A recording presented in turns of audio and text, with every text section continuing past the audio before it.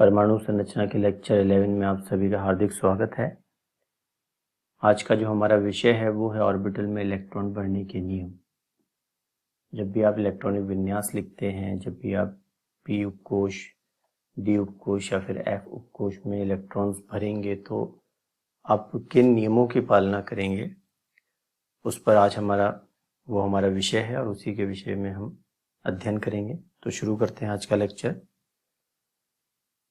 नियमों में सबसे पहला नियम है ऑफ्बो का नियम। ऑफ्बो एक जर्मन शब्द है जिसका अर्थ होता है बिल्डिंग अप, अर्थात निरंतर भरते जाना। ये नियम यह कहता है कि जब भी ऑर्बिटल्स में इलेक्ट्रॉन्स भरे जाएंगे तो जिन ऑर्बिटल्स की ऊर्जा कम है उसमें इलेक्ट्रॉन पहले भरा जाएगा और जिन ऑर्बिटल्स में ऊर्जा ज़्यादा है उसमें इलेक्ट्रॉन बाद में भरे जाएंगे।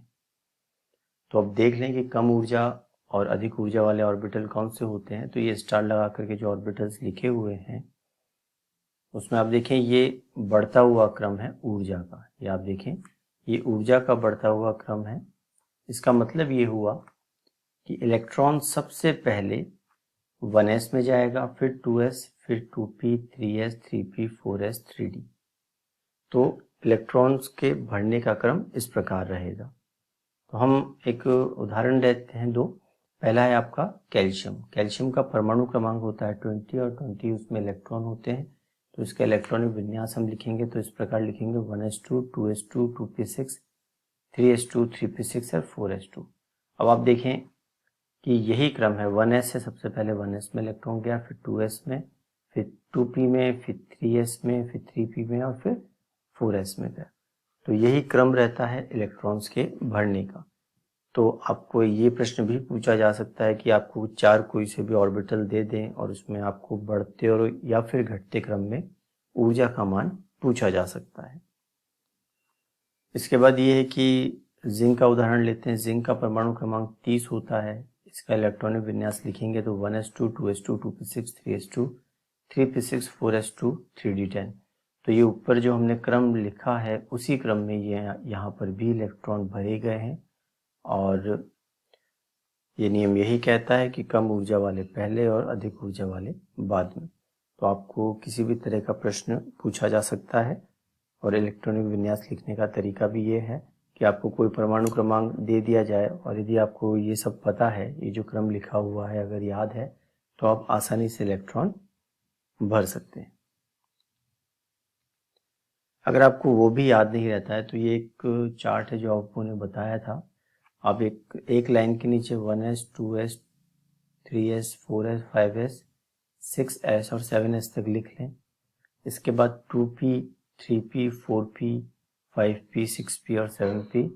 तो इस तरीके से चार्ट बना लें और आप ये देखें कि क्रम जो है सबसे पहले 1s, फिर ये वापस ऊपर जाएगा, ऊपर जाके फिर 2s पे आएगा, 2s के बाद फिर ऊपर जाएगा, फिर 2p, 3s, फिर वापस ऊपर से 3p, 4s। तो ये जो एरो दे रखे हैं उससे आपको ये पता लग जाएगा कि पहले इलेक्ट्रॉन किस में भरा जाएगा। अगर आप इन एरो के आधार पर भी ऊर्जा का क्रम लिखेंगे तो वो बिल्कुल पहले वाले पेज पे जो चार्ट था उसके जैसा ही आएगा ही। तो आप इस तरीके से भी याद कर सकते हैं। यदि आपको वो याद नहीं है, पहले पेज पे जो हमने ऑर्बिटल्स लिखे थे वो यदि आपको याद नहीं है तो आप ये चार्ट भी बना सकते हैं जिससे आपको आसानी से पता लग जाएगा कि कम ऊर्जा वाला कौन सा है, अधिक ऊर्जा वाला कौन सा है। उदाहरण के तौर पे आपको कहा कि 2p, 4s, 5p और 5d, इन चारों को बढ़ते हुए ऊर्जा क्रम में लिखाइए। तो आप देखेंगे सबसे पहले 2p आ रहा है, मतलब इसकी ऊर्जा सबसे कम है। तो आप ये देखिए 2p सबसे पहले आएगा जिसकी ऊर्जा सबसे कम है, क्योंकि हमें बढ़ते हुए क्रम में यदि पूछा गया है तो। इसके बाद 4s देखें, 4s इसके बाद ही आ रहा है तो 4s आ जाएगा। 4s के बाद आप देखें ये क्रम जो है 5p, 6s, फिर 4f, फिर 5d आ रहा है। तो पहले 5p आ रहा है तो आप 5p का क्रम लिखेंगे और उसके लास्ट में लिखेंगे 5d। तो यदि आपको ये चार्ट याद है तो आप और आपको यदि 4-5 उदाहरण दे दिए जाएं, कुछ एग्जांपल्स दे दिए जाएं, कुछ ऑर्बिटल्स दे दिए जाएं और ये कहा जाए कि इनको बढ़ते या घटते क्रम में लगाइए, तो आपको ये ध्यान रहेगा कि आप आसानी से लिख सकते हैं इसको, अगर आपको ये चार्ट ध्यान में है तो ऑब्बो नियम यही है। दूसरा आपका एग्जाम्पल है या फिर दूसरा जो नियम है वो ये है कि पॉली का नियम। पॉली का नियम क्या कहता है? ये 1926 में वोल्फगैंग पॉली ने दिया था। ये नियम यह कहता है कि किसी परमाणु में 2 इलेक्ट्रॉन के लिए चारों क्वांटम अंक का मान समान नहीं हो सकता। तो आप किसी भी ऑर्बिटल में कोई से भी 2 इलेक्ट्रॉन चुन लें और उन सभी के चारों क्वांटम अंक का मान निकालें। जैसे हमने पहले वाले लेक्चर में आपको कुछ क्वेश्चन समझाए थे, तो उसमें हमने निकाला था कि क्या ना चारों क्वांटम अंक इलेक्ट्रॉनिक विन्यास के आधार पर कैसे निकाले जा सकते हैं। तो पॉली का नियम यही क्या है कि किसी परमाणु में 2 इलेक्ट्रॉन के लिए चारों क्वांटम अंक समान नहीं होगा। अगर एक समान हो सकता है, जैसे मुख्य क्वांटम अंक दोनों का समान है, दिगंशीय क्वांटम अंक समान है, चुंबकीय भी समान हो सकता है, लेकिन लास्ट का जो चक्रण क्वांटम अंक है वो तो अलग होगा ही होगा। ये नियम यह भी कहता है कि किसी ऑर्बिटल में 2 से ज़्यादा इलेक्ट्रॉन नहीं रह सकते। इसको अपन समझते हैं। पहली बात तो ये कि आप देखिए, ये ऑर्बिटल बना दीजिए कोई सा भी। जैसे हमने एक s का 3s बनाया, तो आप देखिए एक ऑर्बिटल में 2 इलेक्ट्रॉन ही रह सकते हैं, 2 से ज़्यादा नहीं रह सकते, ये पॉली कहता है। और दूसरी बात, इसमें भी यानी एक ऑर्बिटल की बात करें तो एक ऑर्बिटल में 2 से ज़्यादा इलेक्ट्रॉन नहीं रह सकते, और वो जो दोनों इलेक्ट्रॉन होंगे वो विपरीत चक्रण के होंगे। इसका मतलब एक यदि प्लस हाफ है, क्लॉकवाइज है, तो दूसरा माइनस हाफ ही होगा। दोनों प्लस हाफ के यानी दोनों क्लॉकवाइज या दोनों एंटी क्लॉकवाइज नहीं हो सकते हैं। ये पॉली का नियम। अब चलिए क्वांटम अंक के संदर्भ में अपन समझते हैं। कोई भी परमाणु ले लीजिए, हमने चलिए मैग्नीशियम लिया 12, इसका इलेक्ट्रॉनिक विन्यास लिखते हैं हम 1s2, 2s2, 2p6 और 3s2। आप कोई सा भी इलेक्ट्रॉन चुन सकते हैं, तो हमने 3s2 को चुना है, 3s2। अब इस ऑर्बिटल में अब देखें कुल 2 इलेक्ट्रॉन हैं, तो हम इनके चारों क्वांटम अंक निकालते हैं दोनों इलेक्ट्रॉन्स के लिए। तो सबसे पहले हम n मुख्य क्वांटम अंक, दिगंशीय क्वांटम अंक, चुंबकीय क्वांटम अंक और ये रहा आपका चक्रण क्वांटम अंक 3s2। मैंने बताया था आपको कि इलेक्ट्रॉनिक विन्यास में ये जो क्वांटम अंक होता है तो 3 हो गई। ये हम पहले इलेक्ट्रॉन के लिए कर रहे हैं, ठीक है। इसके बाद L यानी s उपकोश के लिए L का मान होता है 0, 0 लिख दिया। m क्या है? चुंबकीय क्वांटम अंक। चुंबकीय क्वांटम अंक का मान भी s के लिए 0 होता है, ये देखिए आप।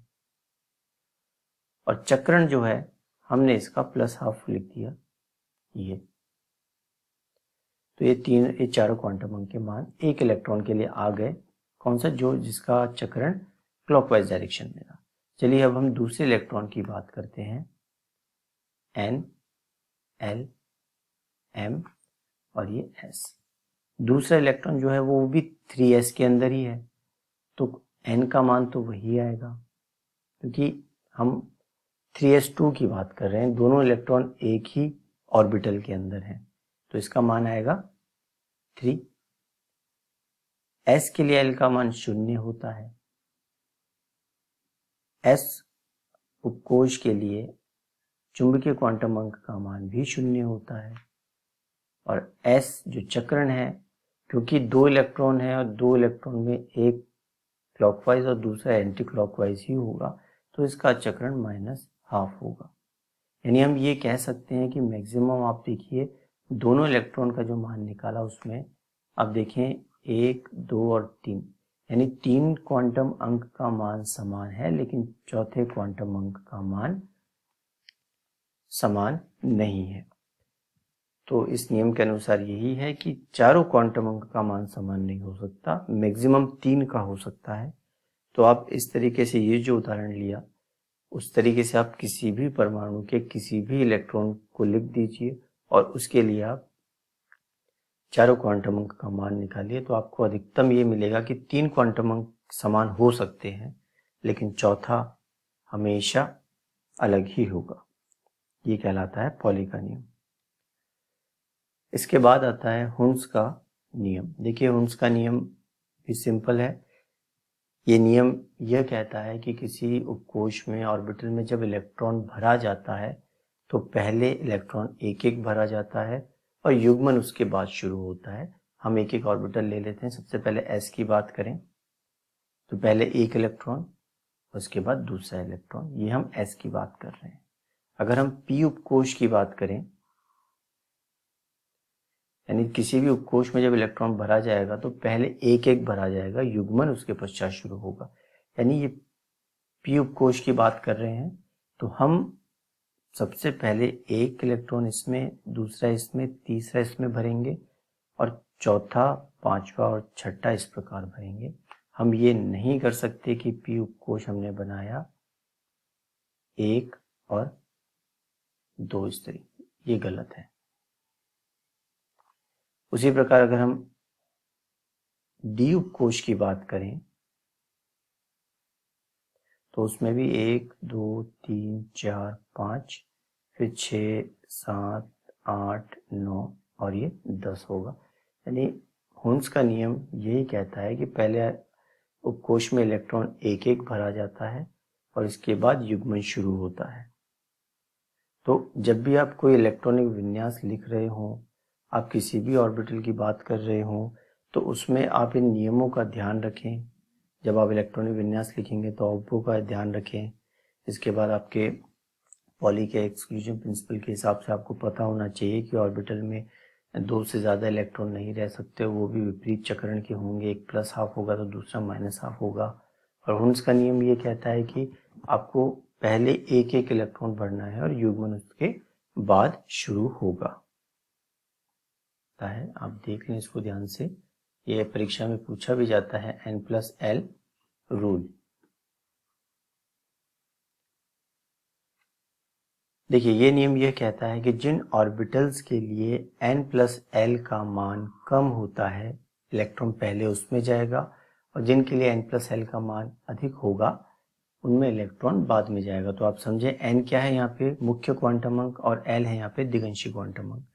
कोई भी दो ऑर्बिटल आपके सामने रख लिए और कहा जाए कि पहले इलेक्ट्रॉन किस में जाएगा, तो आप उसको निकाल सकते हैं। कैसे? इस नियम से भी। मान लीजिए हमने कुछ भी सोचा 4s और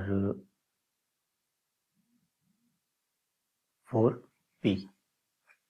सबसे पहले हम इसके लिए n+l निकालते हैं। यहाँ पे n कितना है? 4। और l के लिए, s के लिए l का मान कितना होता है? 0। इसकी बात करें हम,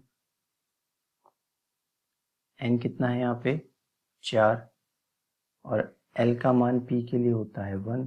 अगर हम यहाँ पे n+1 n+l करते हैं तो कितना आता है? 4। और यहाँ पे यदि हम n+l करते हैं तो आता है आपके 5। तो ये देखिए, n+l का मान यहाँ कम है तो पहले इलेक्ट्रॉन 4s में जाएगा और बाद में 4p में जाएगा। ये नियम इंपॉर्टेंट है, आप इसको ध्यान रखें। दूसरा एक एग्जांपल और ले लेते हैं, 3s और 3d। यहाँ की देखिए n का मान कितना है? 3। l का मान कितना होता है? s के लिए 0। और यहाँ पे आप देखें n का मान कितना है? 3।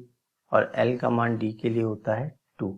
तो यहाँ n+l करेंगे तो आएगा आपके 3, और यहाँ पे n+l करेंगे तो आपका आएगा 5। तो क्योंकि n+l का मान 3s के लिए कम है तो इलेक्ट्रॉन पहले इसमें जाएगा 3s में और 3d में बाद में जाएगा। चलिए, एक एग्जांपल लेते हैं हम